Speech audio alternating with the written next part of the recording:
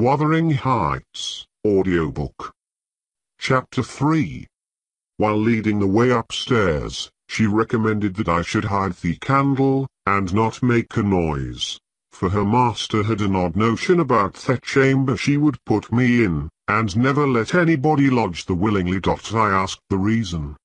She did not know, she answered. She had only lived there a year or two, and they had so many queer goings-on, she could not begin to be curious. Too stupefied to be curious myself, I fastened my door and glanced round for the bed.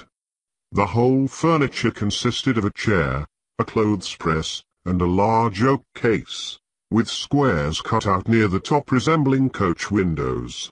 Having approached this structure, I looked inside, and perceived it to be a singular sort of old-fashioned couch, very conveniently designed to obviate the necessity for every member of the family having a room to himself. In fact, it formed a little closet, and the ledge of a window, which it enclosed, served as a table.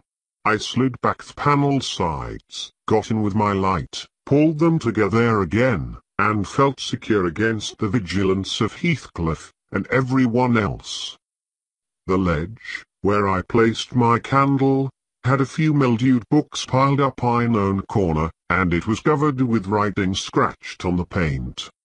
This writing, however, was nothing but a name repeated in all kinds of characters, large and small, Catherine Earnshaw here and the varietto Catherine Heathcliff and then again to Catherine Linton . In vapid listlessness I leant my head against the window, and continued spelling over Catherine Earnshaw Heathcliff Linton, till my eyes closed, but they had not rested 5 minutes when a glare of white letters started from the dark, as vivid as spectres. The air swarmed with Catherines, and rousing myself to dispel the obtrusive name, I discovered me candle-wick reclining on one of the antique volumes, and perfuming the place with an odour of roasted calfskin. I snuffed it off, and, very ill at ease under the influence of cold and lingering nausea, sat up and spread open the injured tome on my knee. It was a Testament, inland type, and smelling dreadfully musty. A flyleaf bore the inscription Catherine Earnshaw, her book, and a date some quarter of a century back. I shut it, and took up another and another, till I had examined all. Catherine's library was select, and its state of dilapidation proved it to have been well used, though not altogether for a legitimate purpose. Scarcely one chapter had escaped. A pen and ink commentary, at least the appearance of one, covering every morsel of blank that the printer had left. Some were detached sentences, other parts took the form of a regular diary, scrawled in an unformed, childish hand. At the top of an extra page, quite a treasure, probably, when first lighted on, I was greatly amused to behold an excellent caricature of my friend Joseph, rudely, yet powerfully sketched. An immediate interest kindled within me for the unknown Catherine, and I began forthwith to decipher her faded hieroglyphics. "An awful Sunday," commenced the paragraph beneath. "I wish my father were back again. Hindley is a detestable substitute. His conduct to Heathcliff is atrocious. H. and I are going to rebel. We took our initiatory step this evening. All day had been flooding with rain. We could not go to church, so Joseph must needs get up a congregation in the garret, and, while Hindley and his wife basked downstairs before a comfortable fire doing anything but reading their Bibles, I'll answer for it Heathcliff, myself, and the unhappy ploughboy were commanded to take our prayer books, and mount, newly arranged in a row, on a sack of corn, groaning and shivering, and hoping that Joseph would shiver too, so that he might give us a short homily for his own sake. A vain idea. The service lasted precisely 3 hours, and yet my brother had the face to exclaim, when he saw us descending, "What, done already?"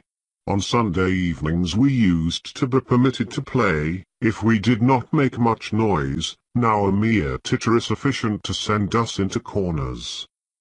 "You forget you have a master here," says the tyrant.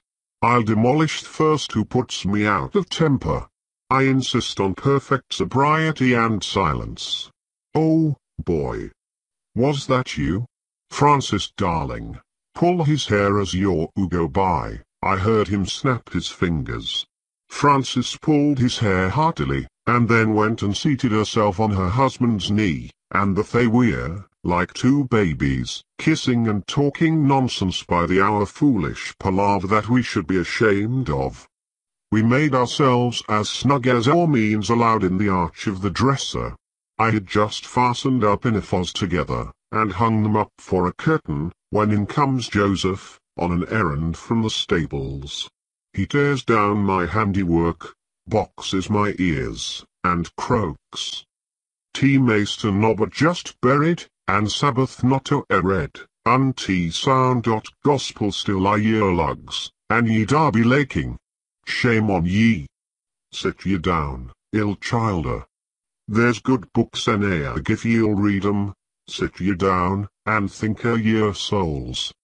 Saying this, he compelled us so to square our positions that we might see from the far-off fire a dull ray to show us the text of the lumber he thrust upon us. I could not bear the employment. I took my dingy volume by the scroop, and hurled it into the dog kennel, vowing I hated a good book. Heathcliff kicked his to the same place. Then twas a hubbub. "Maester Hindley," shouted our chaplain. "Maester, come hither. Miss Cathy's riven back off Helmer to salvation." Heathcliff's paused his fit into first part a Broadway to destruction. "It's for flayson that ye let 'em go on this gate. Eck. Old man wad ha laced 'em properly, but he's gone." Hindley hurried up from his paradise on the hearth, and seizing one effuse by the collar, and the other by the arm, hurled both into the back kitchen, where, Joseph asseverated, old Nick would fetch us as sure as we were living, and, so comforted, we each sought a separate nook to await his advent. I reached this book, and a pot of ink from a shelf, and pushed the house door ajar to give me light, and I have got time on with writing for 20 minutes.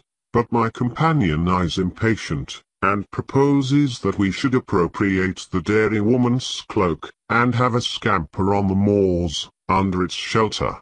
A pleasant suggestion, and then, if the surly old man come in, he may believe his prophecy verified. We cannot be damper, or colder, in the rain than we're here. I suppose Catherine fulfilled her project, for the next sentence took up another subject. She waxed lachrymose. "How little did I dream that Hindley would ever make me cry so," she wrote. "My head aches, till I cannot keep it on the pillow, and still I can't give over. Poor Heathcliff. Hindley calls him a vagabond, and won't let him sit with us, nor eat with us any more, and, he says, he and he must not play together, and threatens to turn him out of the house if break his orders. He has been blaming our father, how dared he, for treating H too liberally, and swears he will reduce him to his right place." I began to nod drowsily over the dim page. My eye wandered from manuscript to print. I saw a red ornamented title 70 times 7, and the first of the 71st. A pious discourse delivered by the Reverend Jabez Branderham, in the chapel of Gimmerden Sow. And while I was, half-consciously, worrying my brain to guess what Jabez Branderham would make of his subject, I sank back in bed, and fell asleep. Alas, for the effects of bad tea and bad temper. What else could it be that made me pass such a terrible night? I don't remember another that I can at all compare with it since I was capable of suffering. I began to dream, almost before I ceased to be sensible of my locality. I thought it was morning, and I had set out on my way home, with Joseph for a guide. The snow lay yards deep in our road, and, as we floundered on, my companion wearied me with constant reproaches that I had not brought a pilgrim's staff, telling me that I could never get into the house without one, and boastfully flourishing a heavy-headed cudgel, which I understood to be so denominated. For a moment I considered it absurd that I should need such a weapon to gain admittance into my own residence. Then a new idea flashed across me. I was not going there. We were journeying to hear the famous Jabez Branderham preach, from the text 70 times 7, and either Joseph, the preacher, or I had committed the first of the 71st, and were to be publicly exposed and excommunicated. We came to the chapel. I have passed it really in my walks, twice or thrice.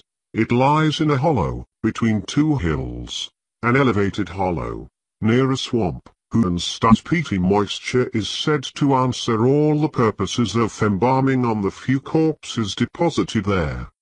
The roof has been kept whole hitherto, but as the clergyman's stipend is only £20 per annum, and a house with 2 rooms, threatening speedily to determine in tune, no clergyman will undertake the duties of pastor, especially as it is currently reported that his flock would rather let him starve than increase the living by 1 penny from their own pockets. However, in my dream, Jabez had a full and attentive congregation, and he preached good God.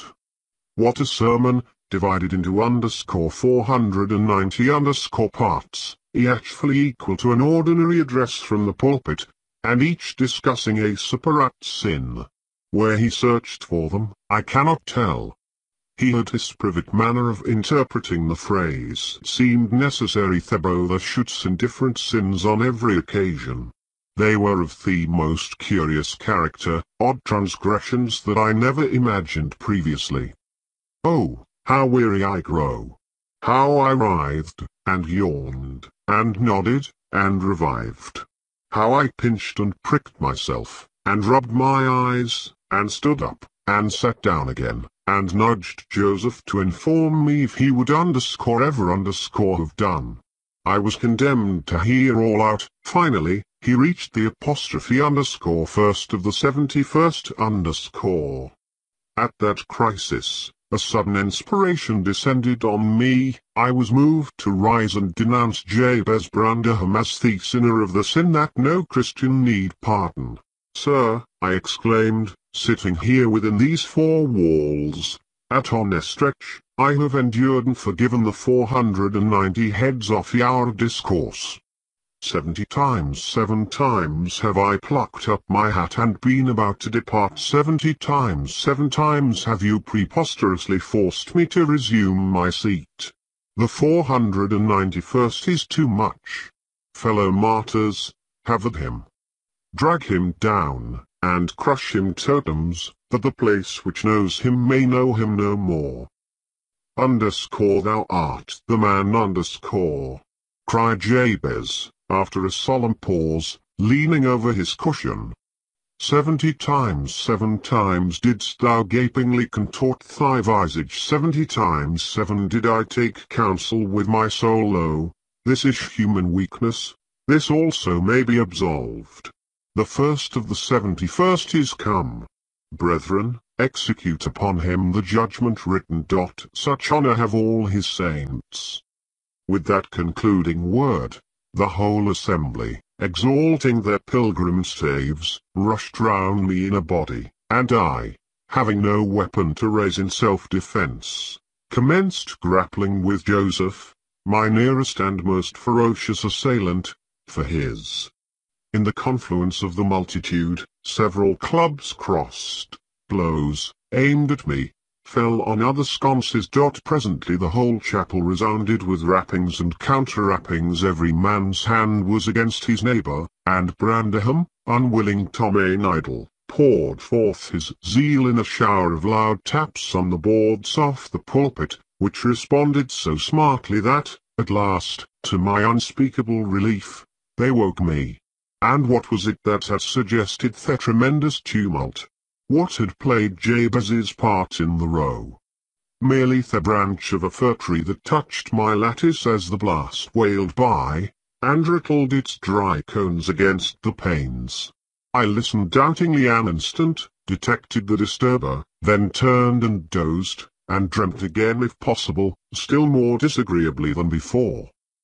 This time, I remembered I was lying in the oak closet, and I heard distinctly the gusty wind, and the driving of the snow. I heard, also, the fir bough repeat its teasing sound, and ascribed it to the right cause, but it annoyed me so much, that I resolved to silence it, if possible, and, I thought, I rose and endeavoured to unhasp the casement. The hook was soldered into the staple, a circumstance observed by me when awake, but forgotten. I must stop it, nevertheless, I muttered, knocking my knuckles through the glass, and stretching an arm out towards the importunate branch, instead of which, my fingers closed on the fingers of a little, ice-cold hand. The intense horror of nightmare came over me. I tried to draw back my arm, but the hand clung to it, and a most melancholy voice sobbed, "Let me in, let me in." "Who are you?" I asked, struggling, meanwhile, to disengage myself. "Catherine Linton," it replied, shiveringly. Why did I think of _Linton _? I had read _Earnshaw 20 times for Linton I'm come home. I'd lost my way and more. As it spoke, I discerned, obscurely, a child's face looking through the window. Terror made me cruel, and, finding it useless to attempt shaking the creature off, I pulled its wrist onto the broken pane, and rubbed it to and fro till the blood ran down and soaked the bedclothes. Still it wailed, "Let me in," and maintained its tenacious grip, almost maddening me with fear. "How can I?" I said at length. "Let me go, if you want me to let you in." The fingers relaxed, enached mine through the hole, hurriedly piled the books up in a pyramid against it, and stopped my ears to exclude the lamentable prayer. I seemed to keep them closed above a quarter of an hour, yet, the instant he listened again, there was the doleful cry moaning on. "Begone!" he shouted. "I'll never let you in, not if you beg for 20 years. "Itus 20 years, mourned the voice, 20 years. I've been away for 20 years. Thereat began the feeble scratching outside, and the pillow of books moved as if thrust forward. I tried to jump up, but could not stir a limb, and so yelled aloud, in a frenzy of fright. To my confusion, I discovered the yell was not ideal. Hasty footsteps approached my chamber door, somebody pushed it open, with a vigorous hand, and a light glimmered through the squares at the top of the bed. Eyes are shuddering yet, and wiping the perspiration from my forehead, the intruder appeared to hesitate, and muttered to himself. At last, he said, in a half-whisper, plainly not expecting an answer, "Is any in here?" I considered it best to confess my presence, for I knew Heathcliff's accents, and feared he might search further, if I kept quiet. With this intention, I turned and opened the panels. I shall not soon forget the effect my action produced. Heathcliff stood near the entrance, in his shirt and trousers, with a candle dripping over his fingers, and his face as white as the wall behind him. The first creak of the oak startled him like an electric shock. The light leapt from his hold to a distance of some feet, and his agitation was so extreme that he could hardly pick it up. "It is only your guest, sir," I called out, desirous to spare him the humiliation of exposing his cowardice further. I had the misfortune to scream in my sleep, owing to a frightful nightmare. "I'm sorry I disturbed you." "Oh, God confound you, Mr. Lockwood. I wish you were at the commenced me host, setting the candle on a chair, because he found it impossible to hold it steady." "And who showed you up into this room?" he continued, crushing his nails into his palms, and grinding his teeth to subdue the maxillary convulsions. "Who was it? I've a good mind to turn them out of the house this moment." "It was your servant Zillah," I replied, flinging myself onto the floor, and rapidly resuming my garments. "I should not care if you did, Mr. Heathcliff, she richly deserves it." I suppose that she wanted to get another proof that the place was haunted, at my expense. Well, it is swarming with ghosts and goblins. You have reason in shutting it up, I assure you. No one will thank you for a doze in such a den. "What do you mean?" asked Heathcliff, "and what are you doing?" "Lie down and finish out the night, since you are here, but, for heaven's sake, don't repeat that horrid noise. Nothing could excuse it, unless you were having your throat cut." If the little fiend had got in at the window, she probably would have strangled me, I returned. "I'm not going to endure persecutions of our hospitable ancestors again. Was not the Reverend Jabez Branderham again to you on the mother's side? And that minx, Catherine Linton, or Earnshaw, or however she was called, she must have been a cangeling wicked little soul. She told me she had been walking these 20 years, a just punishment for her mortal transgressions, I've no doubt." Scarcely were these words uttered when I recollected the association of Heathcliff's with Catherine's name in the book, which had completely slipped from my memory, till thus awakened.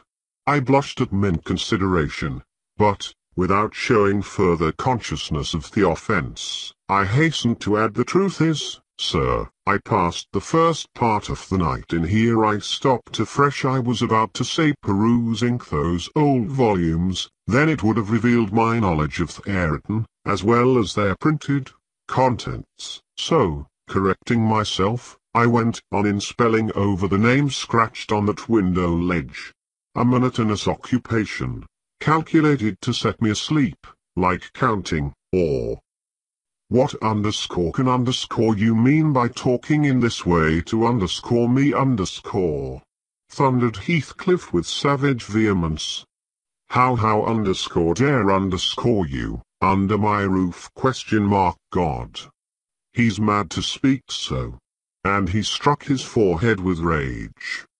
I did not know whether to resent this language or pursue my explanation, but he seemed so powerfully affected that I took pity and proceeded with my dreams, affirming I had never heard the appellation of Catherine Linton before, but reading it often over produced an impression which personified itself when I had no longer my imagination under control. Heathcliff gradually fell back into the shelter of the bed, as I spoke, finally sitting down almost concealed behind it.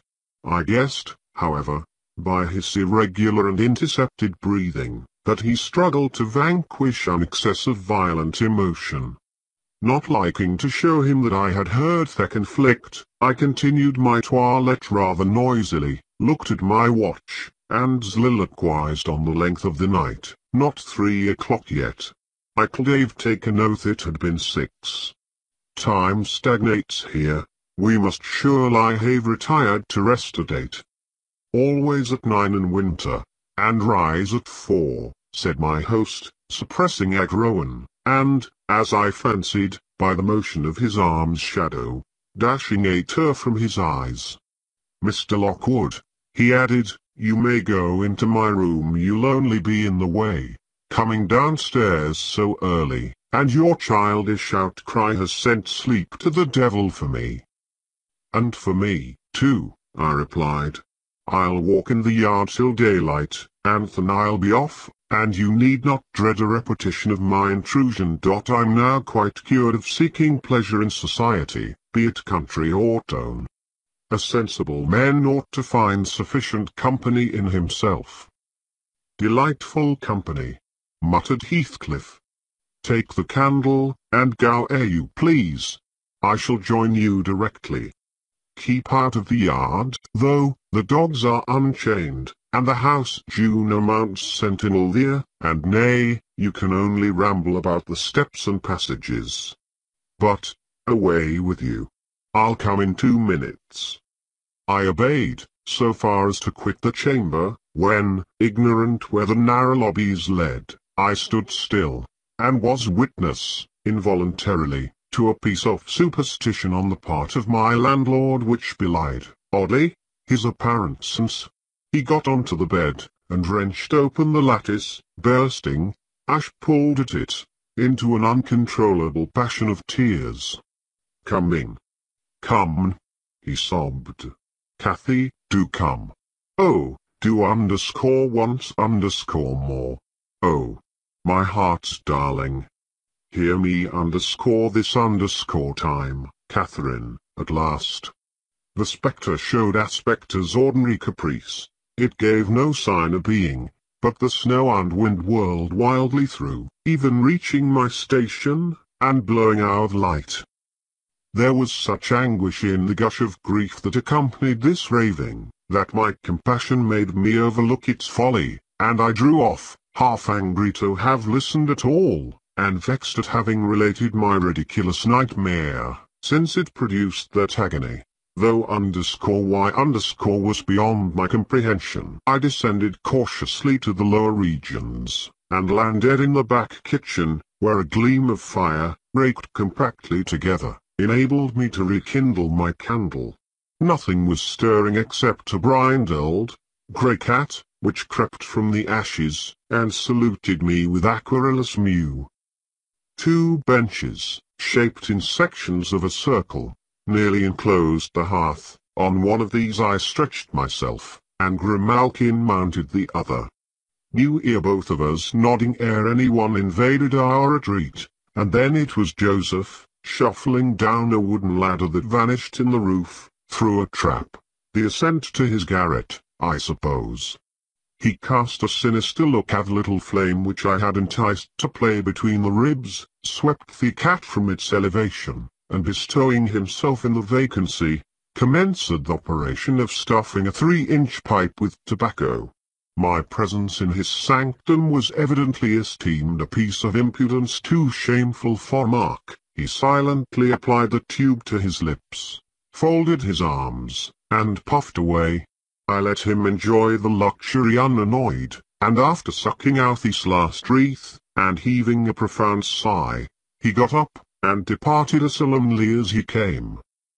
A more elastic footstep entered next, and now I opened my mouth for a good morning, but closed it again, the salutation unachieved, for Herr Earnshaw was performing his orison _sotto voce in a series of curses directed against every object he touched, while he rummaged a corner for a spade or shovel to dig through the drifts. He glanced over the back of the bench, dilating his nostrils, and thought as little of exchanging civilities with me as with my companion the cat. I guessed, by his preparations, that egress was allowed, and, leaving my hard couch, made a movement to follow him. He noticed this, and thrust at an inner door with the end of his spade, intimating by an inarticulate sound that here was the place where I must go, if I changed my locality. It opened into the house, where the females were already astir, Zillah hedging flakes of flame up the chimney with a colossal bellows, and Mrs. Heathcliff, kneeling on the hearth, reading a book by the aid of their blaze.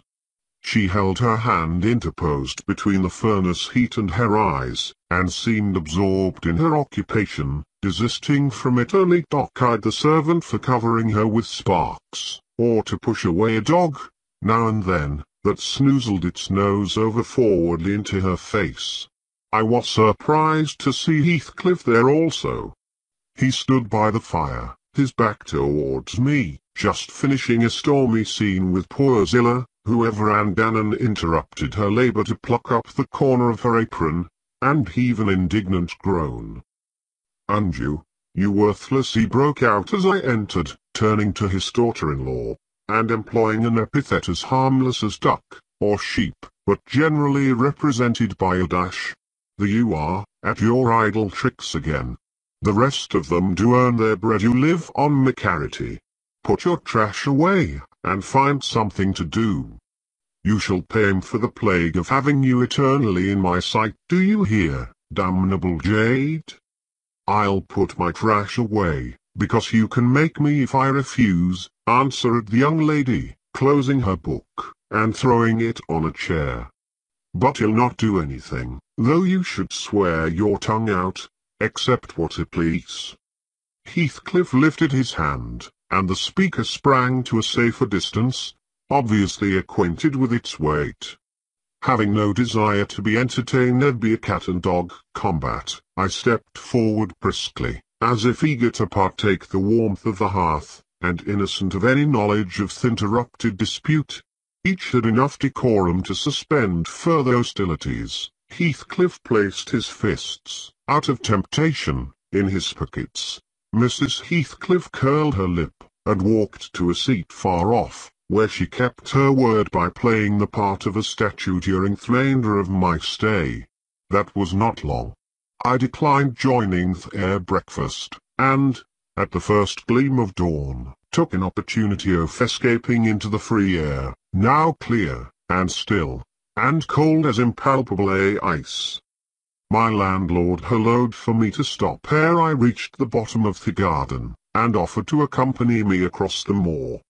It was well he did, for the whole hill back was one billowy, white ocean, the swells and falls not indicating corresponding rises and depressions in the ground. Many pits, at least, were filled to a level, and entire ranges of mounds, the refuse of the quarries, blotted from the chart which my yesterday's walk left pictured in my mind. I had remarked on one side of the road, at intervals of 6 or 7 yards, a line of upright stones, continued through the whole length of the barren. These were erected and daubed with lime on purpose to serve as guides in the dark, and also when a fall, like the present, confounded the deep swamps on either hand with firmer path. But, excepting a dirty dot pointing up here and there, all traces of their existence had vanished, and my companion found it necessary to warn me frequently to steer to the right or left, when Imogen and I was following, correctly, the windings of the road. We exchanged little conversation, and he halted at the entrance of Thrushcross Park, saying, I could make no error there. Our remarks were limited to a hasty bow, and then I pushed forward, trusting to my own resources, for the porter's lodge is untenanted as yet. The distance from the gate to the Grange is 2 miles. I believe I managed to make it for, what with losing myself among the trees, and sinking up to the neck in snow, a predicament which only those who have experienced it can appreciate. At any rate, whatever were my wanderings, the clock chimed 12 as I entered the house, and that gave exactly an hour for every mile of the usual way from Wuthering Heights. My human fixture and her satellites rushed to welcome me, exclaiming, tumultuously, they had completely given me up. Everybody conjectured that he perished last night, and they were wondering how they must set about the search for my remains. I bid them be quiet, now that they saw me returned, and, benumbed to my very heart, I dragged upstairs, whence, after putting on dry clothes, and pacing to and fro 30 or 40 minutes, to restore the animal heat, I adjourned to my study, feeble as a kitten, almost too much so to enjoy the cheerful fire and smoking coffee which the servant had prepared for my refreshment.